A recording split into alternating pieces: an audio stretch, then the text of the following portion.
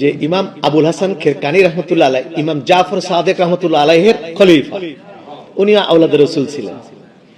তো তৎকালীন ইরানের উনি সবচেয়ে বড় মুফতি ছিলেন, সবচেয়ে বড় আল্লাহর ওলি ছিলেন। উনি 70 বছর জঙ্গলে তাহাজ্জুদ নামাজ পড়ছেন।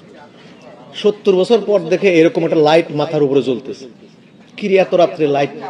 লাইট থেকে আওয়াজ আসতেছে, হুজুর আপনার নামাজকে আল্লাহ তাআলা এত পছন্দ করেছেন যে আপনার জন্য আল্লাহ তাআলা মেরাজ নসিব করেছেন। আপনার পাশে বোরাক আছে, উঠেন। 1 2 নম্বর, হুজুর কোনদিন আপনার আর নামাজ লাগবে না, আজকে থেকে মাপ। এখন উনি তো আলেম মানুষ ছিলেন, জাহেল পীর ছিল না। আর বাংলাদেশে পীর মানেই জাহেল, এমন এক কারবার হয়ে গেছে।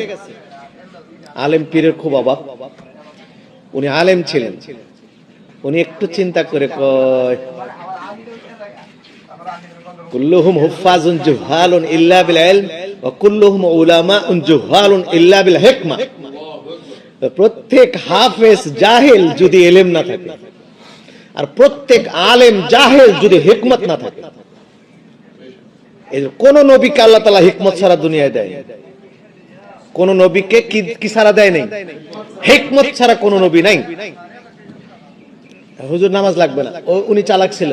উনি কইল, হুজুর আমার কথা আপনি আগে নাজিল হন, আমি আপনার কাছে বায়াত হব। উপর থেকে বলতেছে যে তুই আমার কাছে বায়াত হবে, তুমি আমাকে চেনো? ইমাম আবুল হাসান খেরকানি বলতেছে, জি হুজুর আমি আপনাকে চিনি, আপনার জন্য 70 বছর দাঁড়াই আছে। বলো তো কে? আপনি ইবলিস হুজুর না? তা তো ভালোই চিনছো, তুই আমার বায়াত হবি কেন? বলে হুজুর আমি বায়াত হব আপনার কাছে। কেন বায়াত হবি? বলে আপনার মতো পাকা শয়তান কেমনে হওয়া যায় হুজুর, এই জন্য বায়াত হব। আমারে সবক দিবেন, পাকা শয়তান। বলে আমার বিশ্বাস হয় না, তুই কসম কর আল্লাহর কাছে, তুই বড় পীর, তোর লাখ লাখ মুরিদ। আল্লাহর কসম করলাম আমি শয়তান। শয়তান নাজিল হইছে, হাত দিয়ে বায়াত করাইছে। বায়াতের পর কয় হুজুর এখন সবক দেন। 1 নম্বর সবক হইলো মদের বোতল ফালাবি না, গাঞ্জা আর মদ সারাদিন খাবি। 2 নম্বর হইলো কোন সময় 1 সেকেন্ডের জন্য পাক থাকবি না, না পাক থাকবি। পেশাব করে পানি নিবা না, বিবির সাথে মিলামেশা করে গোসল করবা না, সারাক্ষণ নাপাক থাকবা, আর মদ গাঞ্জা খাবা। 2 3 নম্বর জীবনে কোনোদিন সেজদা করবি না, সেজদা আমি সইতে পারি না। 4 নম্বর হাত তুলে রাব্বানা জালামনা কয়ে বেটকি দিবা না, এইটা সহ্য হয় না আমার। এই 4টা জিনিস করবা না, তাইলে তুমি আমার মতো পাকা শয়তান হবা। বলে হুজুর আর কোনো আমল আছে? বলে না না, এই 4টেই।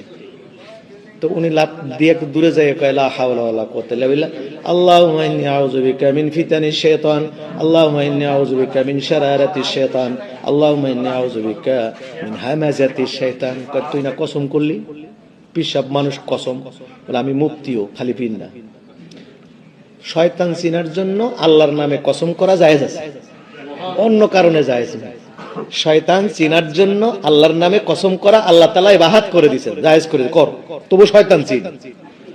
তোমারে চিনার লাগি আমি কসম করছিলাম, দুনিয়ার মানুষকে বলে যাচ্ছি 1 সেকেন্ডের জন্য যেন নাপাক না থাকে, 1 সেকেন্ডের জন্য নাপাক না থাকে, আর এই মাদকদ্রব্য যেন না খায়। 2 আর যতক্ষণ পারে সেজদায় পড়ে থাকবে, আর বাকি সময় দোয়া করে আল্লাহর কাছে কান্দাকাটি করবে। আর সেই দোয়া করা বেদাত। এই হুজুরদের কথায় আমাদের সমাজের হুজুররা বলে কিছু 1 শ্রেণীর হুজুর দোয়া করা কি বিদআত। সবই ভালো আছে দোয়া।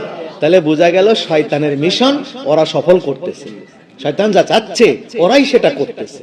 ফতোয়া দিয়ে, কোরআন হাদিস দিয়ে তো ফতোয়া দেওয়াই যায় কত রকম। তো সেই জন্য আমি বাকি কথা এখানে রেখে দিলাম, আবার আল্লাহ বাঁচাইলে দেখা যাবে।